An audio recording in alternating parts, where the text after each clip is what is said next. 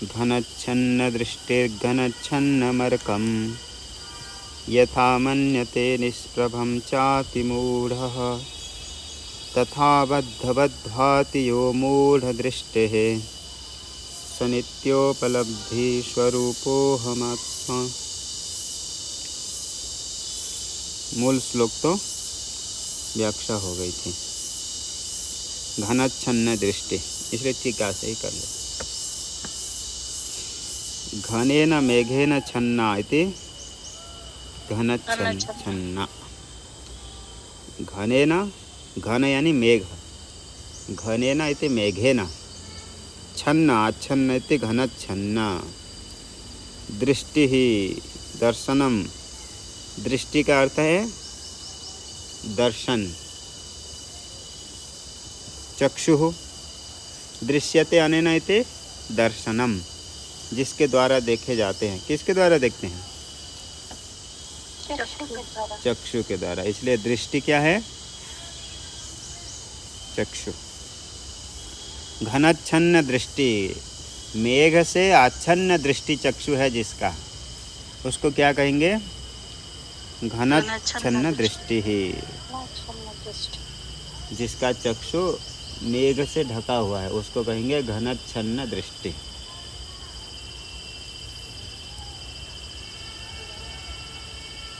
बहुब्री। यस्य स घनच्छन्न दृष्टि ही कः पुरुषः, यानी घन से आच्छन्न दृष्टि है जिस व्यक्ति का, उसको कहेंगे घनच्छन्न दृष्टि ही पुरुषः। घनाभिभूतः दृष्टिरिति अर्थ। क्या उसका अर्थ है? घन मेघ से अभिभूत है, ढका हुआ है दृष्टि जिसका, उसको कहेंगे घनच्छन्न दृष्टि। स घनच्छन्नम घनेन अभिभूतम यथा येन प्रकारेण अर्कम आदित्यम मन्यते। जिसकी दृष्टि ढकी हुई है वह क्या मानेगा कि ये जो अर्क हैं मेघ से ढका हुआ है, सूर्य मेघ से ढका हुआ है, ऐसे सोचेगा। स घनच्छन्नम घनेन अभिभूतम यथा, यथा जो आया है मूल में, ये न प्रकारेण अर्कम आदित्यम मन्यते जानाति, ऐसे जानता है। कथम भूतम अर्कम निष्प्रभम, कैसे कैसे अर्क को जानता है? निष्प्रभम, ऐसे सूर्य को देख रहा है जिस सूर्य का प्रभा ही नहीं है। निष्प्रभम निर्गता प्रभा दीप्तिर्यस्मात् स निष्प्रभम, जिससे प्रभा है ही नहीं, ऐसा समझता है कि सूर्य में कोई प्रकाश अभी नहीं है, ऐसे समझता है। क्यों ऐसे समझता है? क्योंकि ढका हुआ है मेघ से। कौन? सूर्य। सूर्य की चक्षु, चक्षु ढका हुआ है, इसलिए वो क्या समझता है? सूर्य भी ढका हुआ है।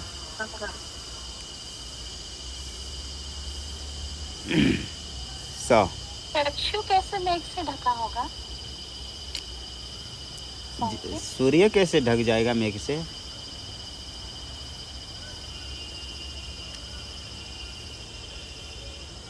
आपके वहाँ बादल होगा अभी तो, इधर बादल है? जी, पर सूर्य को तो बादल ढकता ही है, लेकिन नहीं, ये पूछ रहे हैं ना, आपके तरफ अभी बादल से सूर्य को ढक दिया है मान लीजिए, ठीक है?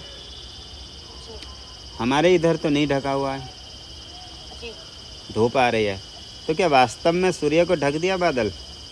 नहीं। तो फिर किसको ढका? सूर्य के साथ बादल की उसके पास है, इसलिए हमें उसके दृष्टांत देते हैं, लेकिन चक्षु के साथ बादल कभी नहीं सुने हैं। आपके चक्षु के अंदर बादल नहीं घुसता, लेकिन आपके चक्षु के सामने आ जाता है ना। आपके चक्षु के सामने आ जाता है, इसलिए चक्षु को ढक देता है। जैसे कोई आपके सामने आ जाता है तो क्या करता है, आपको ढक देता है। इसी प्रकार क्योंकि मेघ का जितना परिमाण है उससे बड़ा परिमाण है किसका, सूर्य का। उसको ढक सकता है नहीं, इसलिए चक्षु को ही ढकता है मेघ। इसलिए जब ढक जाता है आपके चक्षु अथवा जिसकी चक्षु ढक जाता है तो वो क्या कहता है कि सूर्य को, जैसे आप कह रहे हैं ना अभी सूर्य को ढकता है। आज तक ऐसे ही सुने हैं ना लोक में जी।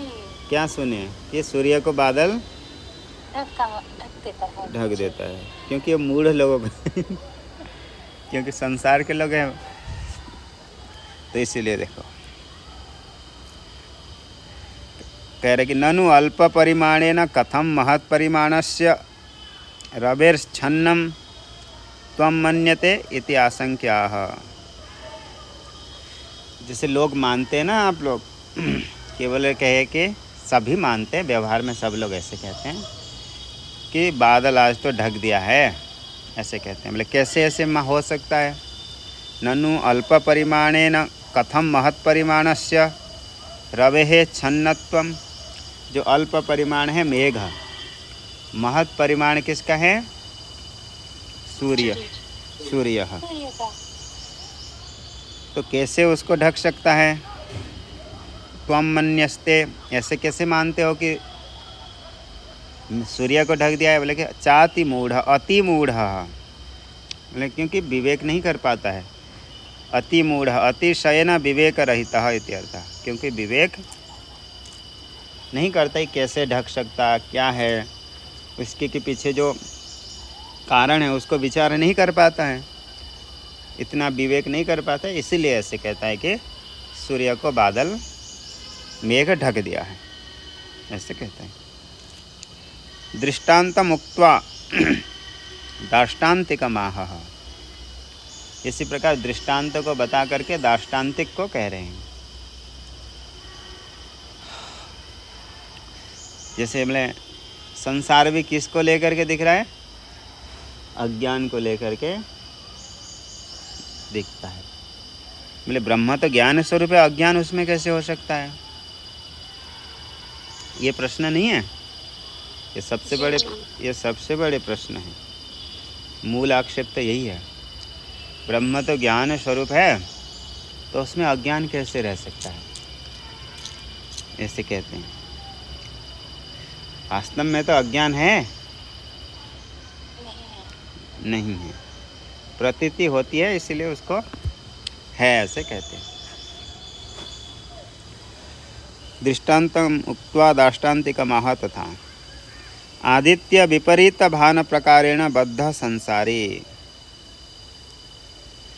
तथा आदित्य विपरीत भान प्रकारेण, जैसे आदित्य विपरीत भान होता है, निष्प्रभ लगता है, उसी प्रकार बद्ध संसारी, जो जीव संसारी बद्ध है, अविद्या काम कर्म आदि बंधन में पड़ा हुआ है, सुखी दुखी रीति तेन तुल्य वर्तते। इसी प्रकार जैसे सूर्य में ऐसा प्रयोग होता है, ऐसे अज्ञानी लोग भी प्रयोग करते हैं। सुखी दुखी इत्यादि बद्ध संसारी, ये सभी ऐसा ही व्यवहार करते हैं अविद्या को लेकर के। वास्तव में तो बद्धा मुक्ता नहीं है। ननु वस्तु तो मूर्तस्य अद्वितीयस्य अविद्यादि संबंधापि संबंधाधिष्ठानस्य बंधमोक्षो संभवतः अवस्तुभूतत्वात्। कह रहे कि वस्तुतः मूर्तस्य अद्वितीयस्य अविद्यादि संबंध अधिष्ठानस्य, जो वास्तव में अमूर्तस्य, यहाँ पर ऐसे विच्छेद करना है, जो अमूर्त है, व्यापक है, अमूर्त जो सद्रूप है, ऐसे अमूर्तस्य अद्वितीयस्य, जो अद्वितीय परमात्मा है, अविद्यादि संबंध अधिष्ठानस्य, जो अविद्यादि अधिष्ठान सबका अधिष्ठान है, अविद्यादि संबंध अधिष्ठानस्य बंध मोक्षो संभवतः तयोर वस्तुभूतत्वात्। बंध मोक्ष वास्तव में इसमें एक नौ छूटा हुआ है कहीं पे, नहीं तो अर्थ नहीं कैसे लगेगा। नहीं, इसमें है वस्तु तो अमूर्तस्य अद्वितीयस्य अविद्यादि संबंधादि अधिष्ठानस्य बंध मोक्षो संभवतः।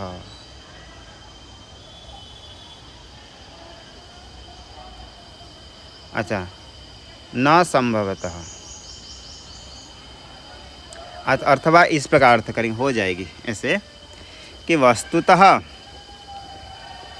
अमूर्तस्य, जो वास्तव में अमूर्त है, अद्वितीय सच्चिदानंद जो परमात्मा स्वरूप है, वो अविद्यादि संबंध के बिना उसमें कोई बंधन आदि संभव ही नहीं हो सकता। अविद्यादि संबंध अधिष्ठानस्य बंध मोक्षो संभवतः। यदि अविद्या आदि का संबंध नहीं होगा तो उसमें कोई ये व्यवस्था नहीं बनेगी। क्यों? तयोहो अवस्तुभूतत्वात्, क्योंकि बंधन मोक्ष ये सभी क्या है, वास्तव में है नहीं है।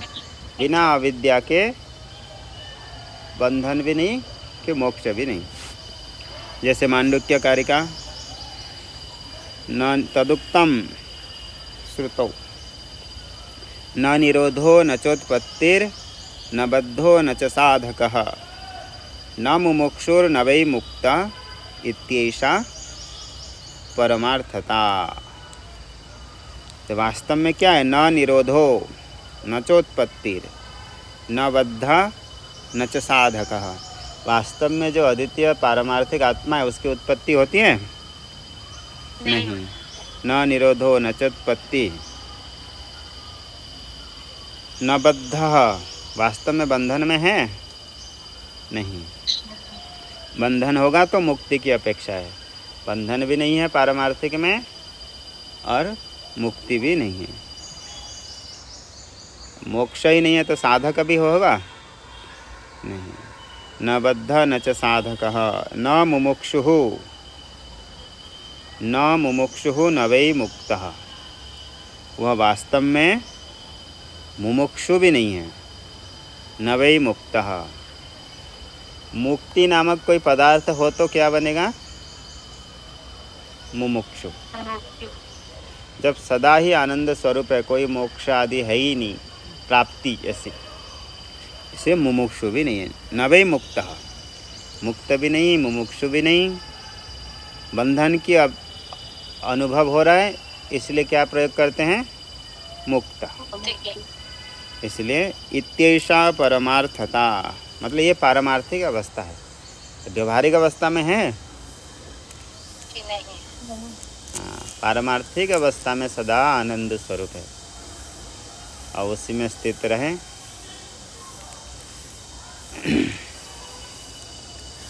वस्तुगत्या एवं भूतोऽपि मूढ़ः, वास्तव में तो ऐसा है परंतु इसी स्वरूप को अनुभव नहीं कर पाते हैं। एवं भूतोऽपि मूढ़ः आत्मानात्म विवेक रहितः, क्योंकि मूढ़ है, मोह अविद्याग्रस्त है, इसलिए वो अपने वास्तविक स्वरूप को अनुभव नहीं करता है, क्योंकि आत्मा अनात्म विवेक उसको है ही नहीं। आत्मा अनात्म विवेक रहिता दृष्टि बुद्धिर्यस्य स मूढ़ बुद्धि। क्या आत्मा है अनात्मा है ऐसी बुद्धि विवेक जिसका नहीं है उसको मूढ़ दृष्टि कहते हैं। पुरुषः तस्य वेदांत श्रवण संस्कार रहितांतकरणस्य एवं भाति सोहमिति अन्वयः।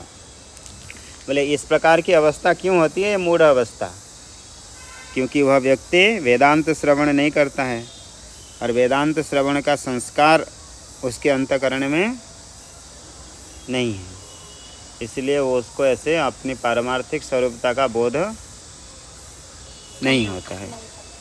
उसके लिए कह रहे हैं वेदांत श्रवण संस्कार रहित अंतकरणस्य, जिसका वेदांत श्रवण आदि संस्कार है ही नहीं, ऐसे संस्कार रहित अंतकरण वालों का ऐसी बुद्धि होती है, मूढ़ बुद्धि।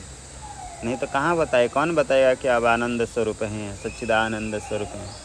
शास्त्र ही तो बताएंगे। इसलिए एवं भाति सोहम इति न। और जो सच्चिदानंद स्वरूप हैं, नित्य उपलब्धि आनंद स्वरूप पारमार्थिक, वह मैं हूँ, सोहम आत्मा, ऐसे अन्वय कर लेना, जैसे हर श्लोक के अंतिम में करते हैं, स नित्योपलब्धि स्वरूपोहम आत्मा। तो अंतिम में क्या विचार किए? वास्तव में परमार्थ में क्या है? अद्वितीय परमात्मा ही है, मुक्त आत्म स्वरूप है। ये नहीं कि परमात्मा अद्वितीय है, आपका भी स्वरूप वही है। कोई उपाधि आदि से मुक्त विनिर्मुक्त सच्चिदानंद स्वरूप है, उसी में स्थिर रहें और उसको चिंतन करते हुए व्यवहार में भी ऐसे चिंतन करेंगे तो राग द्वेष होगा? नहीं होगा। सभी को आत्म रूप से देखेंगे तो क्यों राग द्वेष होगा? दूसरे स्वरूप से देखेंगे तो राग द्वेष होगा। तो यदि सच्चिदानंद वास्तविक पारमार्थिक स्वरूप है तो फिर जन्म मरण आदि व्यवस्था कैसे करेंगे?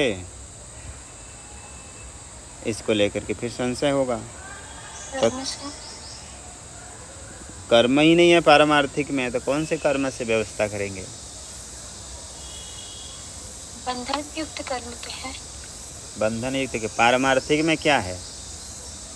सच्चिदानंद स्वरूप है, कोई पारमार्थिक तो कोई व्यवस्था नहीं हो सकती, ऐसे कहा। लेकिन अज्ञान अवस्था में व्यवस्था है, इसी को बता रहे। तथा च जन्म मरण सुख दुख स्वर्ग नरक बंध मोक्षादि व्यवस्था उपाधिगता एवं। तो बोले ये जितनी भी व्यवस्था है कहाँ पर है? उपाधि को लेकर के। मूल उपाधि क्या है? अज्ञान, मूला अज्ञान, जो मूल है, जो अज्ञान, ऐसे मूला अज्ञान उपाधि।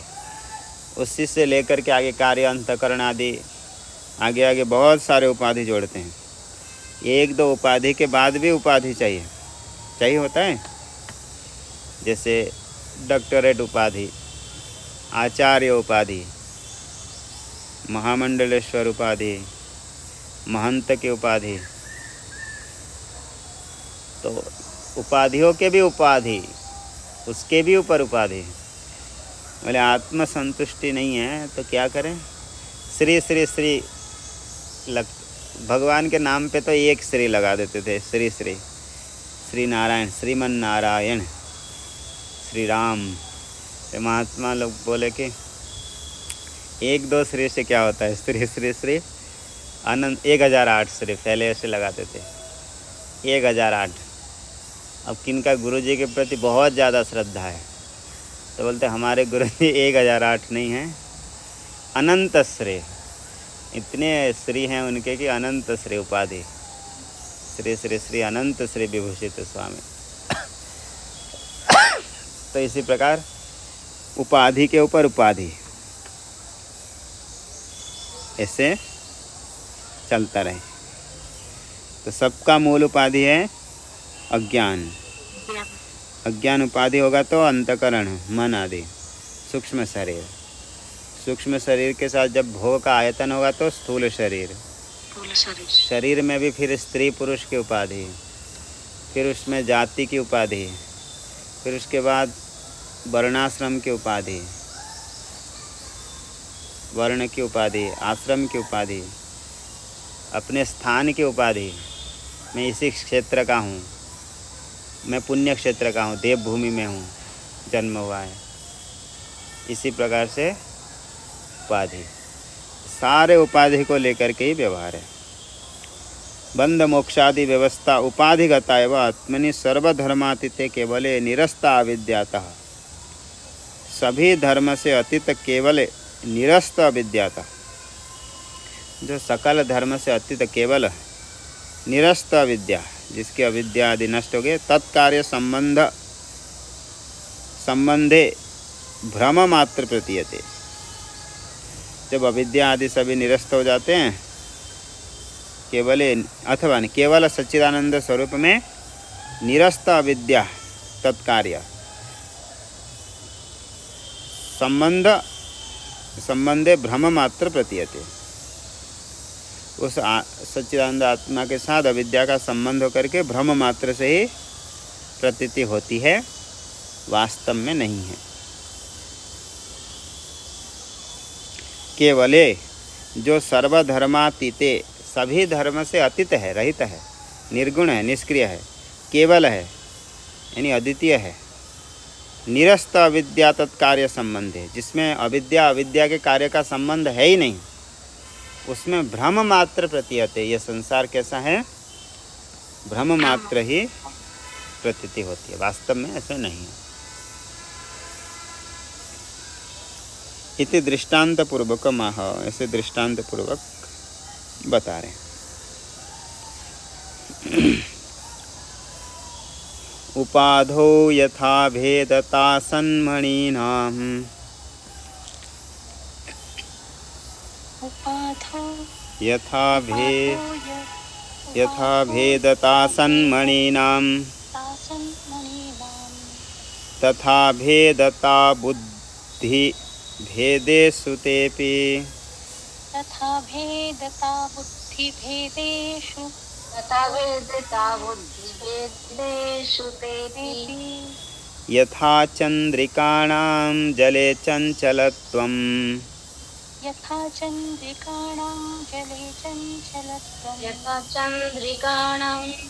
चंचलत्वम्, तथा चंचलत्वं तवापि ह विष्णो, तथा चंचलं तवापि ह विष्णु, तथा चंचलत्वं ममापि ह विष्णु। उपाधौ यथा भेदता सन्मणीनां, तथा भेदता बुद्धिभेदेषु तेपि, यथा चंद्रिकाणां जले चंचलत्वम्,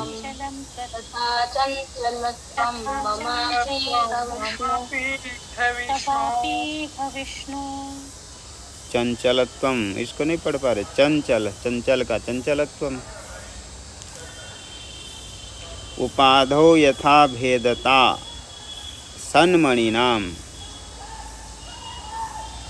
जैसे मणिनाम भेदता, मणि होते हैं जैसे क्या, स्फटिक मणि, स्फटिक मणि आदि हैं। मणिनाम भेदता, जो मणियों में भेद होता है, किसको लेकर के? उपाधौ, उपाधि के वर्तमान होने पर ही मणियों में क्या दिखते हैं? भेद। जैसे जपा कुसुम लाल पुष्प का संयोग होगा तो मणि स्फटिक कैसे दिखेगा? लाल दिखेगा। इसी प्रकार पीत का पीला होगा तो मणि पीला। ऐसे उपाधि जैसे जैसे रहेगा, मणियों का भी भेद वैसे ही रहता है। उपाधो यथा भेदता सन्मणीनाम, तथा भेदता बुद्धि भेदेषु तेपि। इसी प्रकार बुद्धि की भेद से, अंतःकरण की भिन्नता अलग अलग से आत्माओं में भी भेदता, ऐसे भेद का भिन्न बोध होता है। जले यथा चंद्रिकाणाम जले चंचलत्वम, और उपाधि में होने वाले जो चंचलता वो प्रतिबिंब में दिखता है। चंद्रिकाणाम जले चंचलत्वम, जैसे चंद्रिका में चंचलत्व दिखता है, जले चंचलत्वम, जल के चंचलता से प्रतिबिंब में भी चंचलता दिखती है। तथा चंचलत्वम तवापि ह विष्णु, कहीं पे ममापि ह विष्णु। इसी प्रकार जो चंचलता आदि दिख रही है, उपाधिगत भेद है, वास्तव में नहीं है। वही चंचलता है नहीं क्या, सुख दुख आदि, मान अभिमान सभी प्रकार के, ये सभी जो है उपाधि को लेकर के, वास्तव आत्मस्वरूप में नहीं है। उपाधो इति, उपाधो यथा भेदता सन्मणीनाम।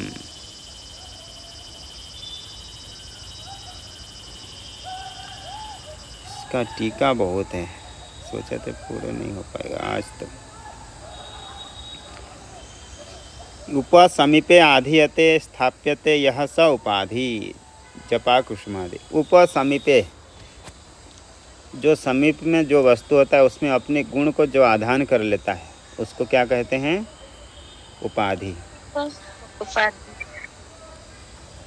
स उपाधि जपा कुसुमादि, जैसे जपा कुसुम लाल पुष्प आदि कुछ भी जो वर्ण वाला पास में रखते हैं स्फटिक के, तो अपने गुण धर्म उसमें। इसको जपा बोलते हैं या जपा कुसुमा बोलते हैं? संस्कृत में तो जपा। जी, हम लोग जब सूर्य को जल देते हैं जपा कुसुमा ये बोला श्लोक पढ़ते हैं, तो जो जपा है ना, जपा कुसुम संकाशम, ऐसा कुछ आता है। काश्यपेय महाद्युति। जी जी, काश्यपेय जी जी। दंत्वारि सर्व पापेग्नं प्रणतोष्म। पान नहीं बाबा, जब्बा कुसुम बोलते हैं। आपके वहाँ बोलते हैं जपा, संस्कृत में जपा कुसुम। जी स्वामी जी। itu संस्कृत जबा कुसुम संकाश काश्यपेय महाद्युति महाद्वारि सर्व पापेग्नं प्रणतोष्म। यही तो जी। ये मेरे श्लोक तो यहाँ पे जपा है कि जपा है? में तो जबा लिखा है। हमारे में जपा है, आप लोगों में जबा है। जपा, जपा कुसुम संकाशम, तो जपा आता है। आपके वहाँ बोलते होंगे जपा।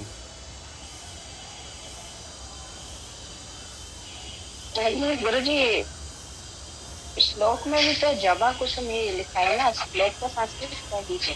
कहाँ लिखा है? जपा लिखा है टीका में। स्वामी जी ये जो जबा कुसुम बोलते हैं, जबा कुसुम से मंदार पुष्प होता है, मंदार पुष्प को बोलते हैं जबा कुसुम।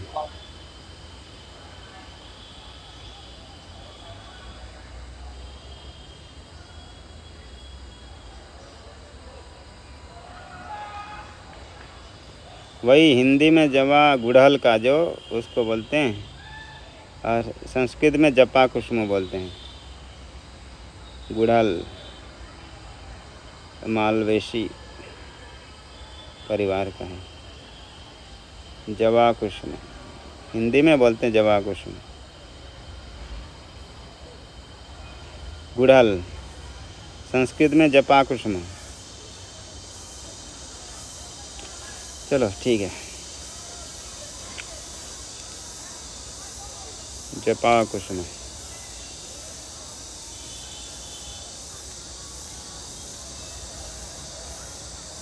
निष्क्रियस्य च सगुण सक्रिय भेदेन यद्भानम कारणम तदुपाधि।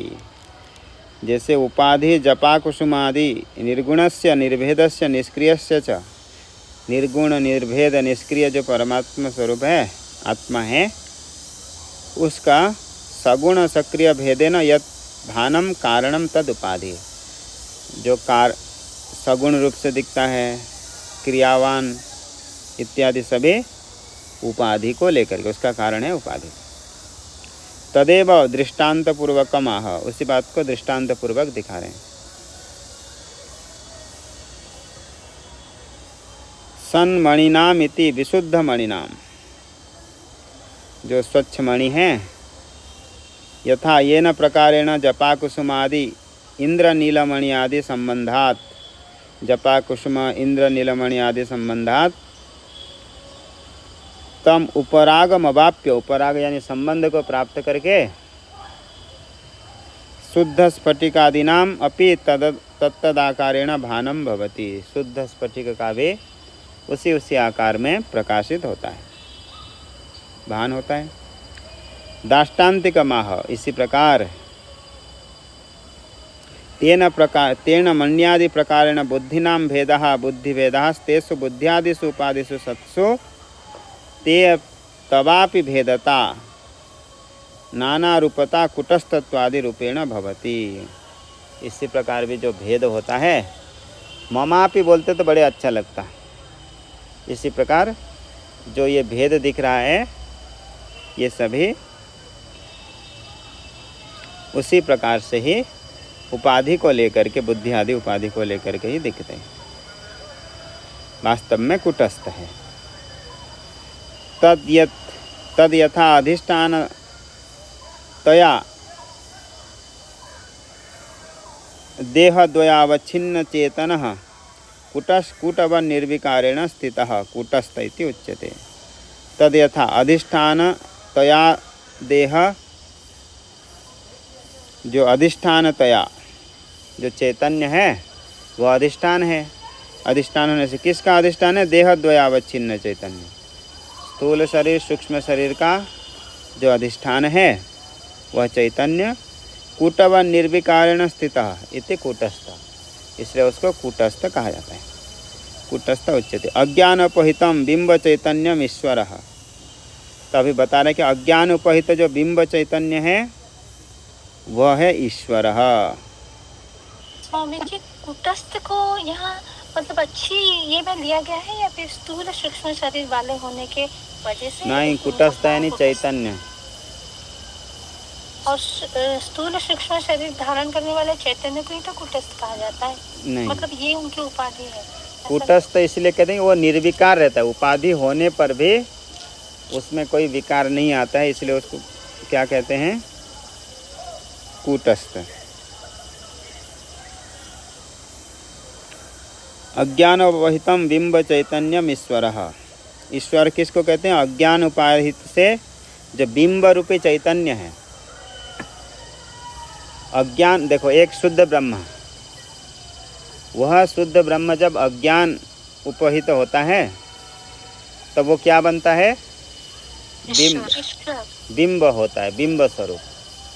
तो वो जो बिंब है वही ईश्वर है, और वही ईश्वर का जब प्रतिबिंब पड़ेगा, बिंब का क्या पड़ता है? प्रतिबिंब। वह जो प्रतिबिंब पड़ेगा वह चैतन्यम जीव होगा। अंतकरण तत्संस्कार अवच्छिन्न अज्ञाने प्रतिबिंबितम चैतन्यम जीव इति एक केचित। देखो, केचित कहने का तात्पर्य इसमें बहुत सारे मत हैं, थोड़ी सी भेद है। तो यहाँ पर जो मत चल रहा है ये ईश्वर है बिंब, जीव है प्रतिबिंब। इति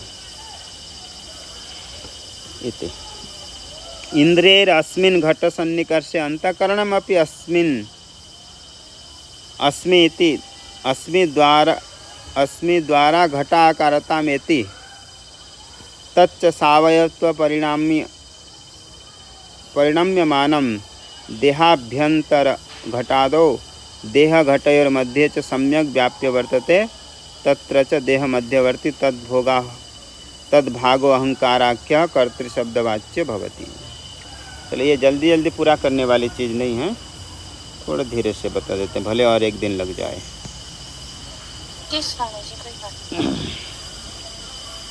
हमें जी एक डाउट है जी, वो शुद्ध चैतन्य ब्रह्म ये बिंब नहीं है क्या?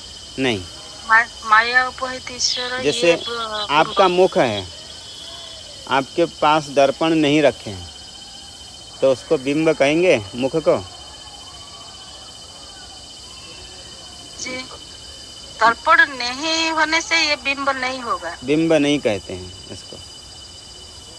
इसी प्रकार शुद्ध चैतन्य बिंब होगा? नहीं होगा। नहीं होगा। उपाधि है तो बिंब है। अज्ञान माया है उपाधि।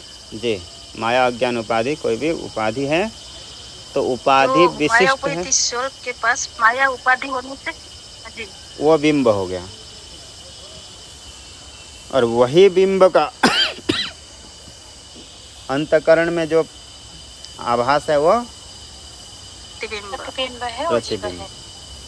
वही है जीव। एक हो गया शुद्ध, एक हो गया ईश्वर और एक हो गया जीव। जीव। 3 विभाग में कल्पना करते हैं, ये प्रसिद्ध है। पंचदशिकार सिर्फ एक जगह पे 4 कल्पना करते हैं, बाकी सभी तो 3 कल्पना से करते हैं। स्वामी जी साक्षी आता है नहीं आता है इसमें? साक्षी भी है इसमें। जब देखो इसी प्रक्रिया में पहले शुद्ध था, जो बिंब भी नहीं है प्रतिबिंब भी नहीं है। उसके बाद क्या आ गया, अज्ञान माया उपहित होने से वही चैतन्य क्या बन गया, बिंब बिंब। मतलब वो शुद्ध से ये बिंब अलग हुआ, माया उपाधि लेने से वो बिंब हो गया। अलग नहीं हुआ, सिर्फ उपाधि अलग हुआ, अलग नहीं हुआ, अलग नहीं हुआ। वो आगे वही बिंब का प्रतिबिंब पड़ गया अंतकरण में, तो उसको क्या कहेंगे, जीव प्रतिबिंब। जीव। जीव। तो वहाँ पर जब उस अंतकरण को जानता है, उपाधि हो करके अंतकरण में उपाधि अंतकरण बनता है, तब उसको साक्षी कह देते हैं। मतलब जीव के बाद साक्षी आएगा? नहीं, जीव के बाद साक्षी नहीं, वही जीव ही साक्षी है, इसलिए उसको कहा जाता है अंतकरण वाले। जी। उपाधि जो अंतकरण वाला है वही चेतन ही साक्षी है, इसलिए उसको क्या कहते हैं, जीव साक्षी, उसको कहते हैं जीव साक्षी। परंतु दोनों में क्या भेद रहा, एक जीव और जीव साक्षी, थोड़ी सी भेद है दोनों में। जब जीव होता है तो उस अंतकरण अंतकरण के साथ तादात्म्य होता है, जीव का अंतकरण के साथ तादात्म्य होता है। जी और जीव साक्षी ये तादात्म्य नहीं रहता। युक्त है लेकिन तादात्म्य नहीं है। ऐसा होगा कि जब अंतकरण विशिष्ट हो जाएगा, उसी चैतन्य में विशेषण बन जाएगा, जीव हो जाएगा, तब उसको जीव कहेंगे। वही अंतकरण जहाँ उपाधि बनेगा तो उसको क्या कहेंगे, साक्षी। जैसे देखिए एक लाल पुष्प है, लाल पुष्प में जो लालिमा है वो विशेषण है, परंतु स्फटिक में जो लालिमा दिख रहा है वो किसको लेकर के है, उपाधि को लेकर के। वहाँ वर्तमान तो है लेकिन उसमें अनुगत होकर के नहीं है। जहाँ जिस उपाधि में स्फटिक में जो लालिमा दिख रहा है उस स्फटिक में अनुगत हो जाता है वो नहीं होता है। इसी प्रकार उपाधि जब साक्षी होता है तब अंतकरण उसमें अनुगत होकर के विशिष्ट होकर के नहीं रहता, वहाँ रहेगा अंतकरण। जैसे जपाकुसुम में लालिमा वाला जपाकुसुम रहता है नील स्फटिक में, इसी प्रकार जीव साक्षी अवस्था में अंतकरण तो रहेगा लेकिन उपाधि रूप से रहेगा। यही जीव साक्षी का भेद है। तो ऐसे जीव साक्षी और ऐसा जीव का भेद है। वही जीव यानी प्रमाता।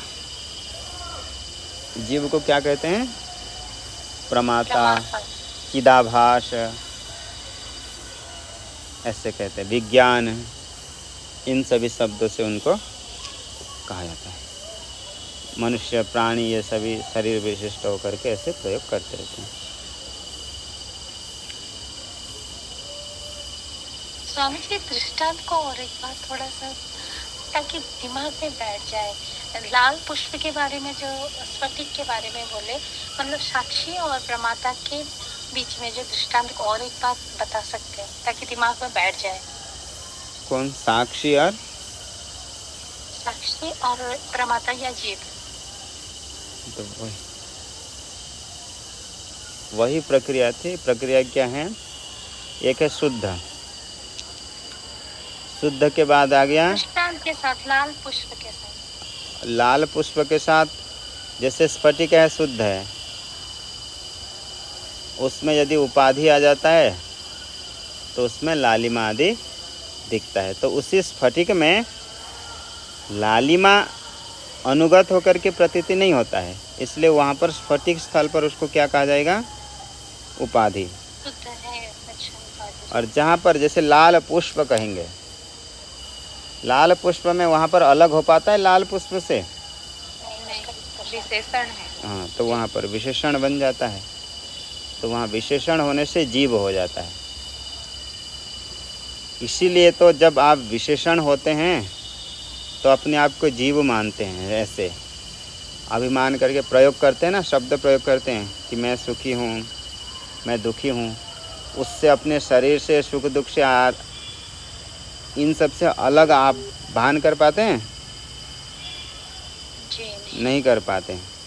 परंतु जब आप साक्षी रूप से रहते हैं तो सुख दुख को जानते हैं, उसके जो सुख दुख है, वृत्ति है, उन सभी वृत्ति को आप तटस्थ होकर के देखते हैं, उन सभी को जानते हैं।